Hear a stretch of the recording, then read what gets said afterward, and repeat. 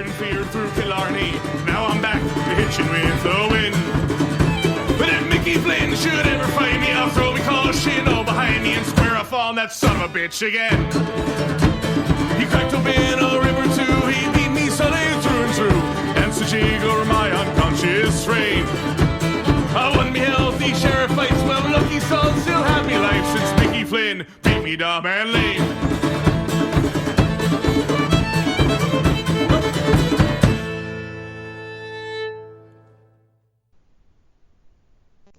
All right, welcome back, everybody, to another edition of Chasing the Pennants podcast. Today, I'm here with Sean. How are you doing today? Pretty good. Excited about last night's draft, and I'm excited to talk about the future of the Philadelphia Phillies, if there is one. Yeah, absolutely, and hopefully we'll have a future very soon. And Borek, how are you doing today?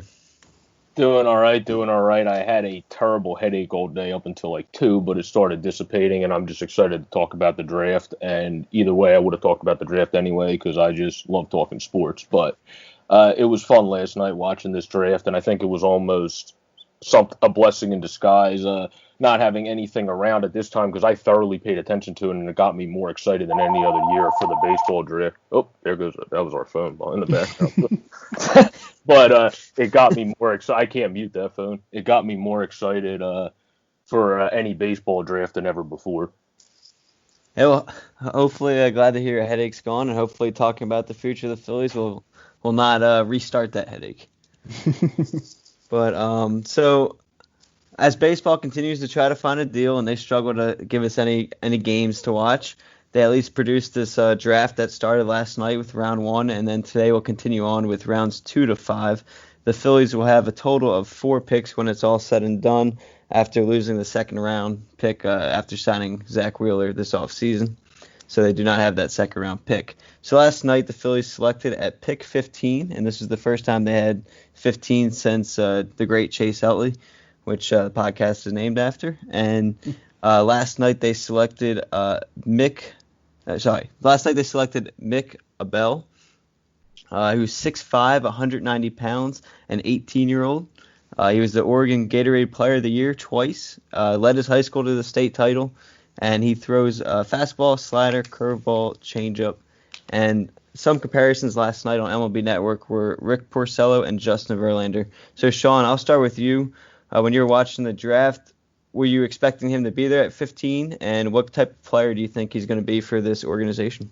I definitely didn't expect him to be there.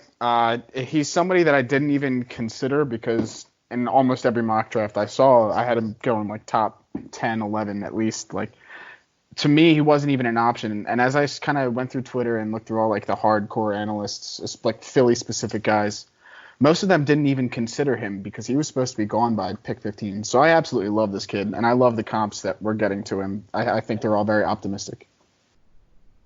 Yeah, I absolutely agree with you. When I was looking at these guys, and I was talking to a couple people, and they were asking me who I wanted. I never even said him because, like you, I did not expect him to be there. So, like, I was looking at like Nick Bitsko, Cade Cavella from Oklahoma, a bunch of other different pitchers, just because, again, this guy was projected. He's projected to be the best pitcher from high school in this draft class, and he's just got so much upside. I mean, to me at least, last night was a weird draft. Like, it all started with Baltimore surprising with that second pick. Everyone thought the first 2 picks would be pretty self-explanatory, but then the Orioles go out and get that outfielder from Arkansas and kind of surprised everybody. So it kind of started. Different guys started falling right after that, and I mean the projected second pick fell to 5, so it was kind of an odd draft overall. But yeah, definitely. I mean, go ahead, Borek. I was just going to say it was a really weird draft. Yeah, I actually, like, for my own personal reasons, when I kind of went through some highlights of all these picks, like all like the top guys, one guy that stood out to me was Kjerstad, the guy that ended up going second to the Orioles. And my biggest thing, and I remember talking about this all leading up to the draft, is, I would accept Garrett Mitchell or Bitsko or any of these guys that, were mocked to us, Cavalli that you said, like all these guys that were supposed to drop to 15 to us. I was really honed in on them, but I remember texting my friend even right before the draft, like, I want Kjerstad. If he falls, like, he's going to be good and he's going to be a steal if we end up getting him at 15.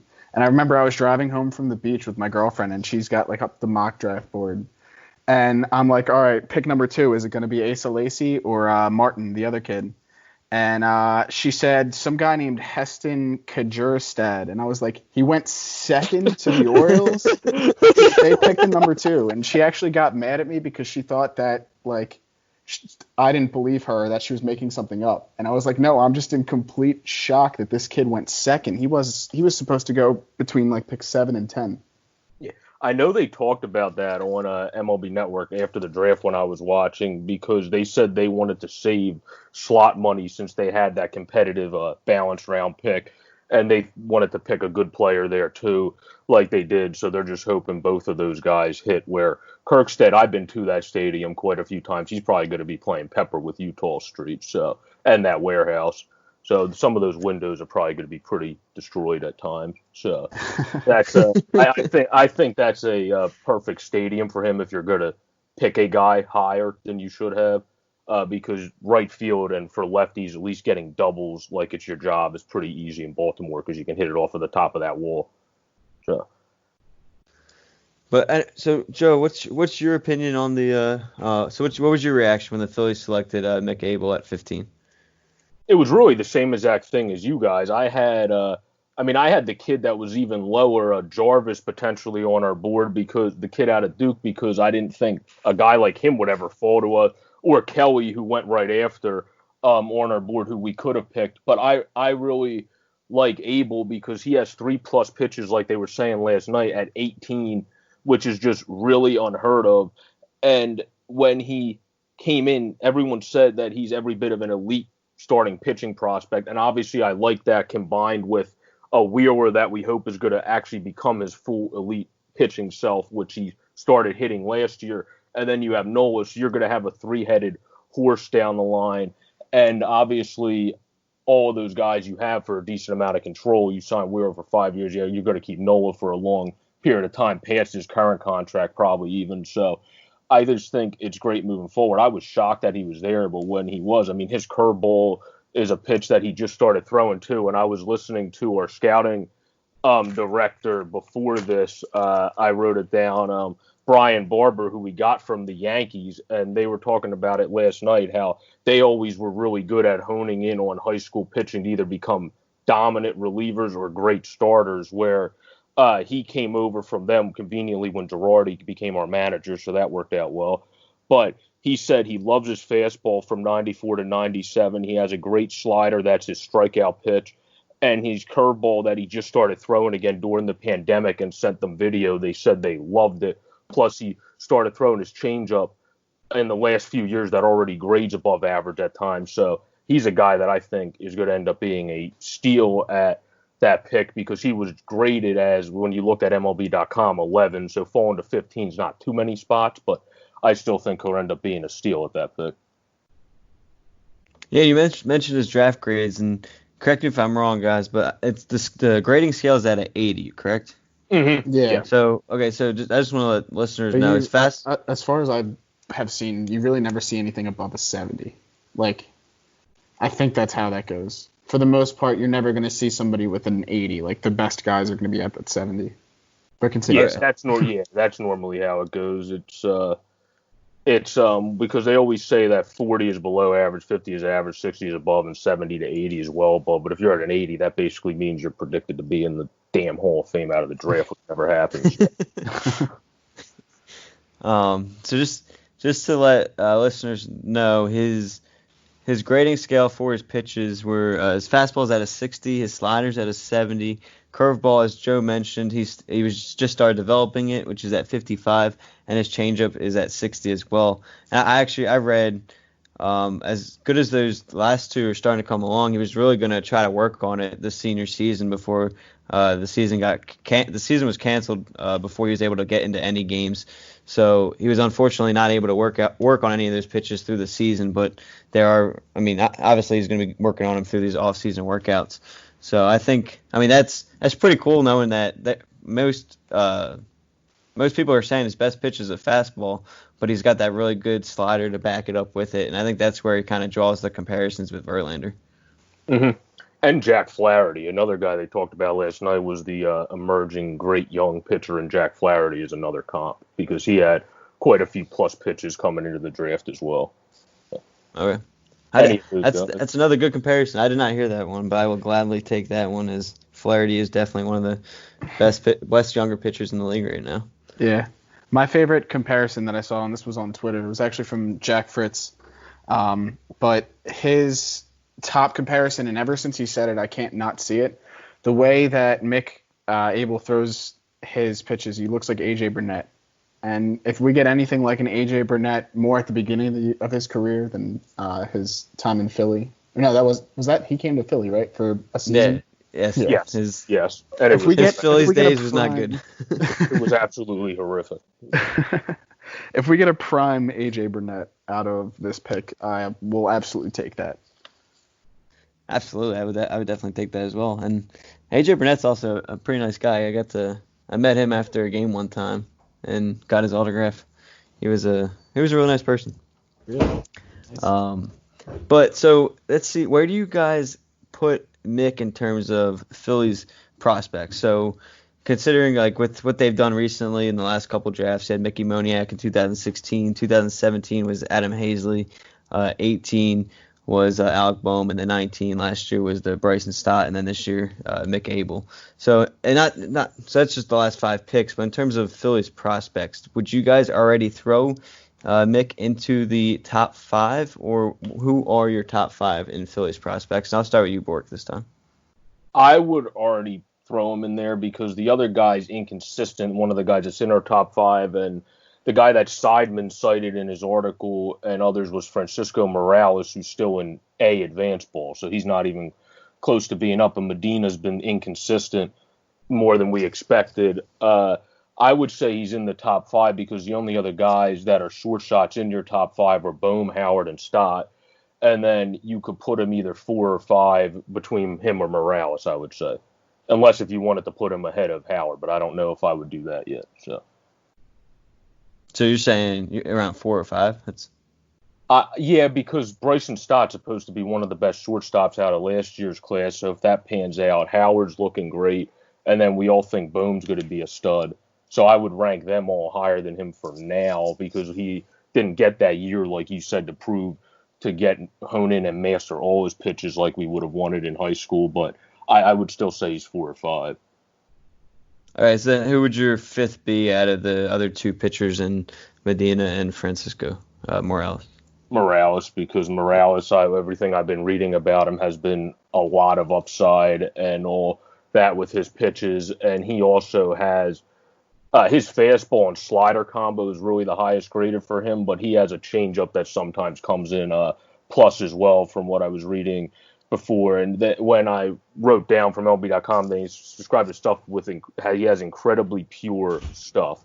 So he's a guy that I think will become consistent once he hones it all in. So I would rank him 5th and then put probably Medina 6th. And that would be how that goes. Okay. And what about you, Sean? Where does Mick fall into the Phillies prospects, or what are your top 5? I did this kind of like differently, and I have Alec Boehm not even as one of them because he's going to be up this year, and I have a feeling he's going to be on the opening day roster when baseball does resume one way or another, hopefully. So I'm not counting Alec Boehm as one of the top prospects, even though he obviously still is. So my 1 is Howard, my 2 is Stott, and at 3 I would put Abel. I think he's already with his upside, it's almost like a guarantee he will make it to the majors eventually, and he will become at least his, basement or his low or whatever. Yeah. Seems like it seems like no matter what, he's at least going to be a mid-rotation starter guy. So I feel like there's no way you can put him any lower than these guys that you don't even know are going to make it, and like you said, Medina and Morales. The only other one that I had in my top 5 was Rafael Marchand, and if you listen to one of our previous podcasts, you'll hear me say why we shouldn't bring back JT Realmuto, because Rafael Marchand will be our future catcher, and I think 2 years once he kind of develops his hit tool. But I definitely actually would put Medina above Morales, and I want to give a shout out to my friend Truntz on this one. He constantly texts me about how Medina still belongs on the top 100 prospect list. The kid's a stud. And I have a feeling the Phillies are going to try and turn him into a long-term or maybe even short bullpen guy, like a closer kind of situation. So we'll see where that goes. I mean, that's still down the line a ways, but that's where I would put Mick. I would put him right third/fourth if you're including Bohm. That makes sense to me because if you're not including Bohm, then putting him at third, that would probably be where I would move him and put. The only reason I have Morales before Medina is because the other thing on him was his fastball, and they think he could stay as a starter is at 98 with a nasty slider. So I think they could both be good, but if he stays as a starter, he could be like one of the better. Well, he'd probably be your fourth starter by default, so he could probably definitely be one of the better fourth starters by the time he gets up. And he could probably easily be a third starter if he wasn't in your rotation. Because if our rotation develops, like we actually could be our fifth starter because we have Spencer Howard too. So I completely agree. Morales, wasn't he? He was up on spring training, right? he pitched a cup of coffee games in spring training because it was only with the advance. But yeah, he pitched a little bit. And his stuff was, I remember like hearing about how electric his stuff was, like especially for the games that weren't televised. But like, I do feel like he has a future. It's just not a guarantee yet. He's got the talent. He's trending in the upwards direction. I just don't see it yet. I'm glad he's in the conversation though, and he's getting the recognition. Yeah, I agree. Yeah, absolutely. And I think for me, I would agree with Sean. I think I'd put Medina over Morales as well. I just think, again, his upside, and I think, like Sean was saying, I was actually thinking something along those lines as well, is especially in a year like this, if there is a season, I think you could see a guy like Medina come up this year and play that kind of role of either stepping in for someone that gets hurt, if it's multiple people, or maybe moving him to a long-term or long inning reliever type guys for this odd season. Because I mean, with the extended rosters, you're obviously going to see a lot more guys this year. And like you said, Sean, you expect Alec Boehm to get on there, and then you expect Howard to probably make that as well, the original roster with the expansion there. So you're with everyone else, everywhere else in the farm system kind of already being minimized a little bit. I wouldn't surprise me fully to see Medina up this year before Morales. Oh, he's yeah. gonna I actually. Oh, go ahead. I was just gonna say that he's gonna be up before him. I just rank him higher from where I think their ceiling might be. If Medina becomes a good reliever because of his sinking fastball, that would be great. If Morales becomes a very good starter because of his fastball, slider, and developing changeup, I just determine that a little bit better than a reliever. Unless if Medina becomes like the best closer or second best in baseball. Right. MLB.com has their ETAs. Adonis Medina's is 2020 and Morales is 2022. So I think Medina's definitely going to come up before him. I think he has the, he's going to be up. He's had the experience in the minors where he can help out the big league club at any spot in the rotation or bullpen. But I do agree Morales might end up being the more talented pitcher. But I just, for now, I would put him a little bit lower. Gotcha. I respect that. But if we're calling all three of these guys up, then who the hell are we putting in our top five? If we're calling Alec Boehm, Spencer Howard, and Medina up this year, then your top five is going to have to be Stott, probably Abel, probably Morales, then Luis Garcia, then Rafael Marcon. which is fantastic. Just a shortage of pitchers there. But yeah. I love I'm glad we took a pitcher in this draft instead of taking another position player guy, even though I would have loved a Garrett Mitchell or if he had dropped Kjerstad. Yeah, he would have played Pepper with the second deck in Philly. Oh, man. So I guess another question. One guy I wanted to touch on real quick, another kind of prospect, since we're talking about ETAs and stuff. If you look at the MLB.com's ETA, let's take a jump back real quick to 2016 when we selected Mickey Moniak first overall in 2016. His ETA on MLB.com is 2020. Do you think that actually, if there was a season, do you think that actually would happen with the expansion of rosters, or even without the expansion of rosters? Or do you think, I mean, he's still got to show a lot more before he comes up? Because when I saw his ETA was 2020 still, I was kind of shocked by that. Yeah, I think he has to show some more. I think he's not ready yet. I can see if he has an amazing year, they wouldn't hesitate to call him up just to kind of say, like, we weren't wrong with taking him first, even though I think that's been proven. But, I mean, I could see him helping out in, a utility outfielder role come mid-season if we lose Kutch again, or if, Hazley ends up going down with an injury. I mean, these are like, long shots, but if it were to happen, if the injury bug does bite the Phillies, I could see Moniak making an appearance before the end of the season. Yeah, I was going to say, I think he's a guy that, he might make the taxi squad just so he's able to work out and keep doing his thing, because I don't know if there's any certainty whatsoever about minor league baseball, because just like minor league hockey, they make most of their money off of fans coming into the stands, not TV deals. So I don't know what's going to happen with that going forward. So if that's not going to be a thing for him, I would think for sure he's going to be on the taxi squad so he can keep working out with the team. And that would probably be why maybe he's graded as a 2020 right now, because they just think that he's going to 100% be on the squad so he can keep working out if that's going to end up being the worst case scenario. Okay, no, I agree with that. I could see that happening too, I guess. I was just kind of surprised too with the amount of outfielders and kind of spots that are already kind of log jammed in there with obviously Harper, McCutchen, Adam Hazley's has been proven more than Moniak right now, so they've already seemed like they've trusted him more. And then Joe Girardi's raved about how much he likes Roman Quinn and his speed. So that was the more so than talent. I was more surprised I saw the 2020 just because of all the other outfielders already on the roster. Oh, yeah. Well, also, just because I know Shane's obsessed with Mickey Moniak, point out this stat. Supporters of Moniak like to point out that he was more than 3 years younger than the average hitter in Double-A in the Eastern League and still managed to lead the league in triples and have more over-the-fence powers show up. So he obviously still needs to refine his approach, but his walk rate has gone up. So maybe he's a guy with that logic that you could use, like Sean said, if a bunch of stuff just goes wrong for you, unfortunately, and you have more injuries like you did last year. Yeah, he's definitely shown that he's improving as a prospect and as a player, like overall. I just don't think that he is the guy that they thought he would be at this point. I mean, he obviously isn't. We thought we would at least call him up, maybe this year when we drafted him. But, I mean, here we are still, what is it, like 4 years later, and he's still not even – I mean, we're still talking if he could come up this year, not even that he would or should. That's true. So some high school guys do take longer than others, where high school guys are never a guarantee. That's why they're a risk with, one, if they'll be great players, or two, how long it'll take for them to finally hit when they can come up and produce. That's one of the other sides of the risk of taking a high school kid. Right. Yeah, I agree with that. So with these drafts starting to happen from the MLB and NFL these past, and then NBA and NHL will be coming up fast, and everything's starting to get better in the world slowly in terms of the coronavirus, and we see the NBA and NHL returning very soon.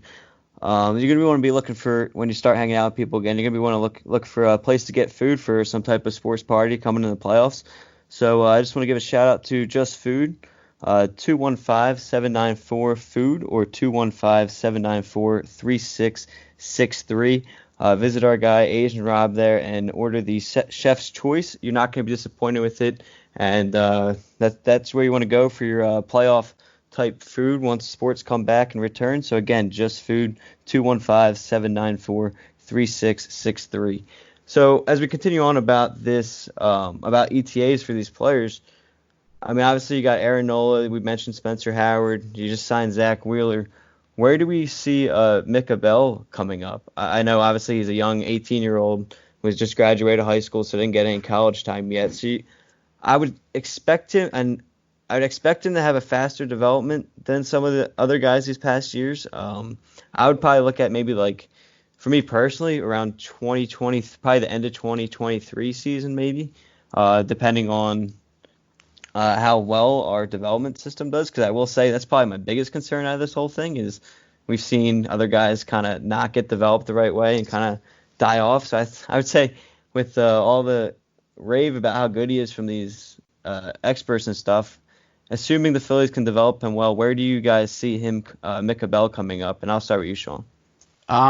So for me personally, he's 18, I believe they said, right now. And assuming he works out once baseball starts, and I mean, obviously they're probably not going to have minor league games, but assuming he works out with the Philly staff over the winter, plays winter ball and wherever. If I guess he's still too young to go to the Arizona Fall League. But assuming he gets a full season next year and the year after, I see no reason why he can't be up by 2022. I mean, his stuff is there, and if he progresses through the minors at the rate that he should, there's no reason why he shouldn't be in there when we expand rosters in late September during the 2022 season. And I believe that at that rate, he would start in the rotation by 2023. I would love to see that. That means we'd finally do well with developing and drafting someone. I think that's part of my issue is just like how we've seen a lot of these other guys just take so long to come up. And I know it kind of expands past the current coaches and kind of system we have now, but like just guys what you thought would come up faster, they haven't. And again, maybe hopefully Joe Girardi comes in and can change some of that. But what about you, Joe? Where do you see Mick coming up? I would agree with Sean. I had it because I think most guys that you have as your top prospects, if you just look around baseball now, I think the Cardinals even did it with Flaherty. They gave him a cup of coffee and then he came up for his full season, but I could be wrong there. But I know that a lot of teams bring up their pitchers to pitch out of their pen, or if you suck that year, unfortunately, just start pitching at the end of the season to get your feet wet, and then you come into the next season as a full starter. So I would say in 2022 will probably be ready by then because he was the highest graded high school pitcher, and nobody comes in like they said that naturally normally with 3+ pitchers, and with how what's his name? I'm blanking on his name. The MLB analyst that used to play on MLB Network for the pitchers, the lefty. Dan Plesac? Well, no, Dan Plesac's the one, but it's the other guy that does it. I can't remember his name now, but the guy that did all the pitcher coverage was raving about how good Abel is, and I think that means he'll be up pretty damn quick. Al Leiter, that's who it is. Al Leiter. Yeah, it's right. in my mind. Yeah, he was raving about how he loves this kid. Dan O'Dowd is one of the ones that compared him to Verlander, which he said is you can tell how much he liked him. So I would say with that logic, that would be by 2022 if you're comparing them to people like that. If he's up by 2023, though, and does great that year, then no one's going to give a crap. It's just I could see them giving him a few seasoning points in 2022, like Sean said. Yeah, and I hope that's the case, and especially if he pans out to be the right way, and you have a rotation of Aaron Nola, Zach Wheeler, and then him at 3, assuming he is what he's supposed to be, and then even if some of these other guys that are highly rated, and Medina and Morales actually pan out, or on top of, I forgot about Spencer Howard as well. So this Phillies rotation, if everybody pans out, could actually look pretty good after struggling these last few years, and that's actually something to be finally excited about in terms of Phillies pitching. Totally. Yeah, I agree. There's a lot of hope there in the farm system as of right now. No, I agree. It's totally because my top 2 sports are hockey, you can finally rejoice, hopefully, that the Phillies have good pitching and the Flyers finally have good goaltending. So, 2 things going together can make my life a lot easier as time goes on. But I was going to say, I don't know if you guys heard about this kid, but one kid I was reading about before we got on, Eric Miller, the guy we drafted in the 4th round last year. When I was reading from MLB.com, they said there's never been a question about his pure stuff, which matched up against any lefty in last year's class. And he has pitches that at least flash above Arsenal. He's just more of a control guy, but he can get to 96, 97. But his slider is a nasty out pitch. They think he could be a bottom of the rotation guy as well because they're thrilled with how quickly he accumulated his pro game. They said about the Phillies being thrilled about him, and his command is something he just has to hone in, but he could potentially be a rotation guy for you or just one of those starters, kind of like a Pomeranz type that you might move to the bullpen sooner because he might play great there with that fastball slider combination. So he's another pitcher that it seems like from everything I read fell just because of inconsistencies, but other than that, he has great pure stuff. So if he can put it together, that's just another name I wanted to throw out there, and he's our, I believe, 9th ranked prospect. Yeah, MLB.com has him ranked number 9, and I think that it also has his ETA as 2022. And I think the fact that he's a lefty is the reason why he's so high, just because we're so dry on lefties. And that reminds me, one guy we're forgetting about also is Ranger Suarez, who I think could also be in contention for the 4 or 5 spot in the rotation this year and for the years coming forward once we get rid of Arrieta. But, I like Eric Miller. I think he just needs to develop some more. No, I agree with that. I just think he has a chance to maybe be something in 2-3 years. And so I don't really know much about him, but I mean, just going off what you guys said, I would say, again, like Sean said, we've been so dry on lefties these last few years. It would be very nice to finally bring one in. I mean, I don't remember the exact number, but Rangers, when Suarez started that, or I forget, I think it was Suarez ended up having to start a game last year or something. It was the first time we had a lefty starter in like 3 years. So I think finally to have Cole Urban, I think, got that first. I think he came up. Oh, yeah, you're right. Because then they moved him to the bullpen later, right? Right, and then he couldn't get a fastball above 89, which was terrible. But I try to block him out. They actually still have him. When I was looking at the prospects list in this show, they still have him as a quote-unquote prospect, which I thought was odd considering he had a lot of time in the majors, so I wouldn't think he'd be a prospect. But yeah, he's currently our 22nd prospect. Yeah, it's weird that they have him as a prospect. We have a lot of pitchers, though, ETA 2020 because of the expanded roster. I know JoJo was on there, great name compared to how he's been slacking pitching lately. But, Damon Jones is on there, who's another lanky lefty I've liked for a while since we drafted him in 2017. So he's a guy that maybe could pitch out of the bullpen for you this year. He's definitely not going to start for you this year, but maybe if injuries happen, he could become a guy that pitches out of the bullpen because he has a sick curveball and obviously a fastball curveball combo can play out of a bullpen. So maybe something there. But then I think the other guy that was projected to come up was Levera potentially, but who knows if he'll pitch out of the pen this year or not because we have enough righties. We don't necessarily have the best lefty. So. Right. Yeah. Yeah, I agree. They have a lot of these, young but like ready to come up that starting pitchers that I think could make some bullpen appearances come the end of the season. And this actually reminded me of something that I didn't get asked, but there was a question on Twitter and it said like, how would you feel if the Phillies in one of their later drafts picks that is occurring right now while we record this, if they went and took a guy, they were looking at some older relievers out of college that could be taken in the 3rd or 4th round that could potentially come up to the big league squad in 2020 and help make some kind of push in a shortened season. How would you guys feel about that?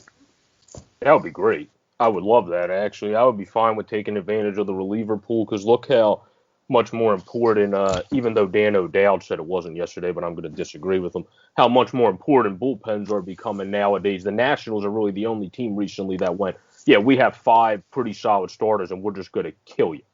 Where most other teams, they had great starters, but they also had a great bullpen. The Nationals were the team that didn't have that great de facto bullpen. They had a put together bullpen that they did well by the end of the year. That's something I would be elated if we're able to find great young relievers because then you have them for years to come too. If you pick 2 of those guys out in later rounds, yeah, that would be a steal for us.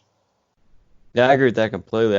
I mean, especially with this shortened season and a weird season like it's going to be, and you hear different starting pitchers already talking about this year about how much they're going to be affected if they do get back on the field with the odd spring training 1 and then you got to play spring training 2 before you even get to the regular season. A lot of these starters are already talking about how much they're going to be affected and they're probably not going to be able to last as long as like they usually would. So I think this year you're going to see and that's one of the reasons why they're expanding the rosters for the bullpen because I think it's going to be one of the most important years for bullpen, especially in after these past years. So I think, especially with the Phillies not having a bullpen we'd like, as good of a bullpen as we would like them to have with, these past years struggling big time, I think it's important for them to take a risk on maybe whatever round on a guy that might be able to come up right away, which my guess is it would probably be like a senior or a redshirted senior that's already been in college for 4 or 5 years. That way he's already got a lot of experience and maybe you strike gold in a later guy. So I'd be all for it. Obviously, I'd like to see him get time, maybe a few games before the playoffs. Obviously, I don't think we'd want to just throw him in there into the playoffs. I'd like to see him get a few games in the regular season first, but I'd be all for it. Right, and my biggest thing with that was, in a shortened draft like we have this year, we get 4 picks. It's not like we have 30, 40-something picks. We have 4, and I mean, obviously, we're going to get some undrafted free agents, but my biggest thing was that with all the guys we're talking about and top prospects, we're talking about a lot of young pitchers that have MLB ETAs of 2020, and there's a lot of these guys that have the potential to be up right now. It's just there's a couple guys blocking them, or maybe they're missing 1 or 2 pitches or need to get their control down. If they really have worked at it during this quarantine period, in my opinion, I don't think the Phillies should do this. And I'm glad you guys picked the other side of this, because I saw a lot of people agreeing with what I was saying with this. What my thought process was, there's a lot of these guys that you can just throw in there anyway. The Yoveras, you could bring up a guy like Medina, or I'm already blanking on some of the names, but Romero, right? Isn't he a reliever? Yeah, Jojo Romero, like all of these guys, they all have the potential to be up right now, and they've been sitting in your farm system for how many years? You know what you have with them. If you wasted a 4th-round pick on a bullpen guy that you kind of just anticipate to come up this year, and then from then on you don't really know if he's good enough to stick, or he's still a 4th-round pick. You got all these guys that you already know what you have with them, and I think personally we're short on position player prospects. Outside of Bohm and Stott and Marchand and Luis Garcia, there's not really much of a safety net underneath them. And I think those are the kind of guys that we should be looking for in the next 3 rounds, really. So my one counter to that would be, what would scare me just because of that is you knew what you had last year and the year before, and we saw a bunch of guys get hurt last year, from Robertson to Tommy Hunter to whoever else. I felt like everyone in the bullpen got hurt last year. So you had to call up all these guys. Some of these guys are ready, and it kind of backfired last year. And I guess maybe it's just because it's their first year. Now they kind of got a feel for the majors and everything. But would you be concerned that you kind of go through the same issue as last year for some of these guys that called up? That's why a new face might bode well for the team, I'd feel like, just because right now your 8th prospect is Santos, who was up a couple times last year, and he obviously didn't prove himself very well. In the past we had Rios, I think was another one, Yasco Rios. So, and then we mentioned Cole Irvine already. So I think my fear would be you'd run into similar issues as these last 2 years. I wouldn't throw Irvin in the same boat as them. I think he's a AAA lifer, in my opinion. Like, he's going to be good enough to throw in AAA, but he was never really high on draft boards. I don't remember him being very high. But I also disagree because Ranger Suarez, when he came up in the middle of last season, he didn't look great at the beginning. But when we put him in the bullpen, he ended up looking really good. And by the end of the year, he had a pretty decent stat line, across the board. And in my opinion, he doesn't get enough recognition when it comes to, and we talked about this earlier in the offseason when we still had baseball to talk about, but I would seriously consider him for the number 5 starter spot over Velasquez and Pivetta, just because, from everything we've seen from them in the last couple of years, I think we're all close to done with them. But, for him, it kind of worked. Getting up last season and having some bullpen work after, a couple bad starts kind of boosted his confidence, and I think he would have came into this year strong contention for the number 5 spot, and maybe even getting a couple starts in early May and June. At this point, I would almost consider bringing back AJ Burnett for the 5th spot over Nick. So Ranger Suarez definitely impressed. So yeah, he should 100% get the 5th spot. But out of a right-hander, because I know Corey Simon cited him in the article after we got Abel, about how the Phillies have always been impressed with Connor Siebold, and his projection went up to 2020 because of the taxi squad. If he's forced to pitch, he's got he has 1+ pitch with the changeup, but a above average fastball at times as well. Coming out of the pen, he might be able to do something for you as a long reliever and kind of be like a secret weapon type piece for you if your starter ends up sucking, because I know they always ended up really liking him because he's not an eye-popping stuff type guy, but he's a guy that hits the strike zone and he just knows how to miss bats and kind of just knows the art of pitching. So that's a guy that you could potentially use out of the bullpen. And I don't know why. I honestly, he's ranked, I think, right above Cole Irvin, which is unfortunate for him. But, I think he's going to be a lot better than Cole Irvin. I think Seabold's going to end up becoming a reliever because of how much he knows the art of pitching and kind of just has two really dominant pitches. But I think he'll become a reliever that you could rely on him this year. So maybe, Sean, you kind of convinced me a little bit, but I still think we could draft one reliever maybe and then go the other two. Right, and we have 4 picks, so I'd be okay with, maybe one guy. If you want to draft one more pitcher that has the potential, and maybe you want to get him up this year, I guess that's fine, as long as you don't draft another pitcher out of that. Because we do, if we only have 4 picks in an entire draft, you got to kind of spread it out a little bit. I just hope, and I don't know if they've picked already. I mean, the draft has been going on for 2 hours now, but I would hope their next pick in the 3rd round would be a position player, because it just seems a little more thin than our pitching, and I know a lot of people are going to be on me about that for saying that our pitching is set, but because it's definitely not. But I just want us to get kind of a safety net for those position player prospects. I understand that. And to answer your question real quick, Phillies have not picked yet, and they're just starting the 3rd round now, believe it or not, after 2 hours.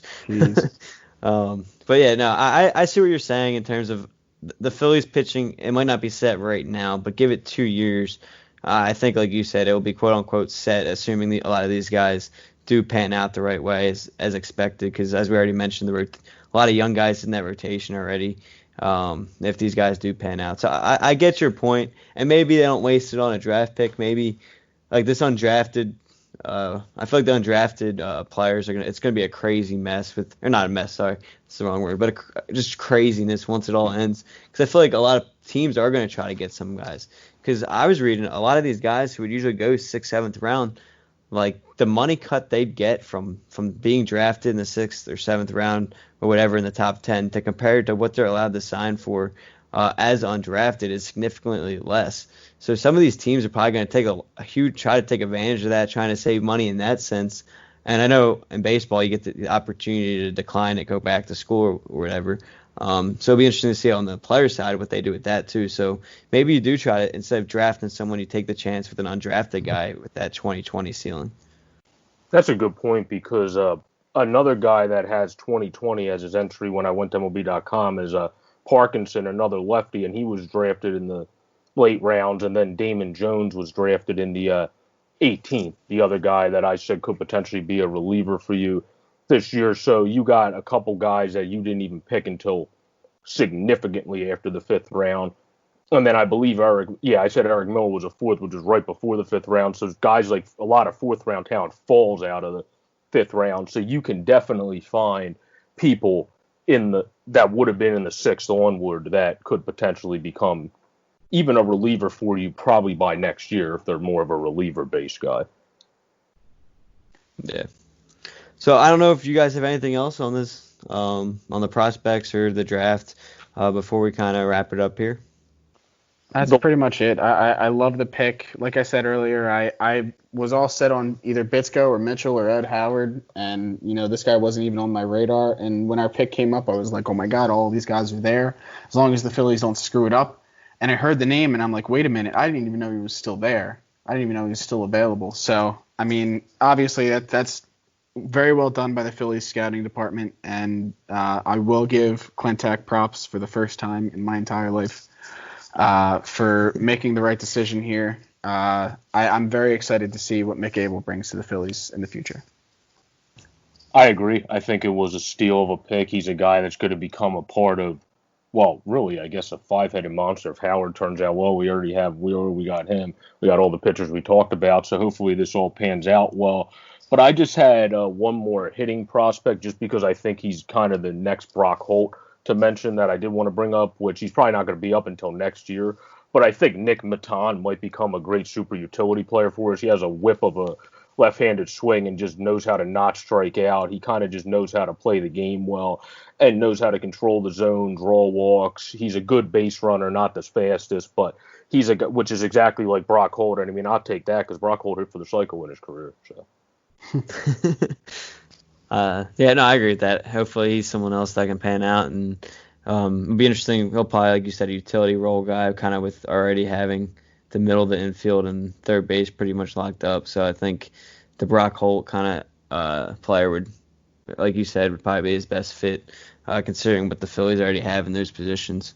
But yeah, so finally it seems like we can finally have a pitching staff we can trust.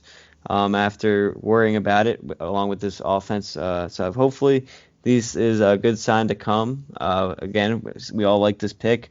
We all think it's a steal as the Phillies selected again Mick Abel with the 15th pick of the draft. I forgot. We also forgot to point out Bryce Harper is probably going to hit like 25 home runs no matter how long the season is, at least with how jacked he's getting this offseason. If anyone's been paying attention to his Instagrams and social media, I mean, the dude was seen swinging in a I don't know where the heck he was, or some indoor facility the other day, and he did a bat flip that was very nice, that Alex Carr tweeted out. And I mean, this dude's probably going to go off and potentially win the MVP in a shortened season with how he's working out and getting jacked. So yeah, that video was funny to look at, ending with the bat flip there. We'll see if he adds that to his swing this year. I hope so. But don't forget to check out Jack Dolls and their great music that they produce for us. And that's go check them out at www.jackdolls.com. And I'm going to send it out to them to end the show with their outro music. And again, for Joe, Sean, and Andrew here, that was another episode of Chase Independent. A fighting man I used to be, revered and feared through Killarney. Now I'm back to hitching with the wind. But if Mickey Flynn should ever find me, I'll throw me caution behind me and square off on that son of a bitch again. He cracked open a river too, he beat me Sunday through and through, and so jiggle my unconscious frame. I won me healthy sheriff fights, well lucky son, still happy life since Mickey Flynn beat me dumb and lame.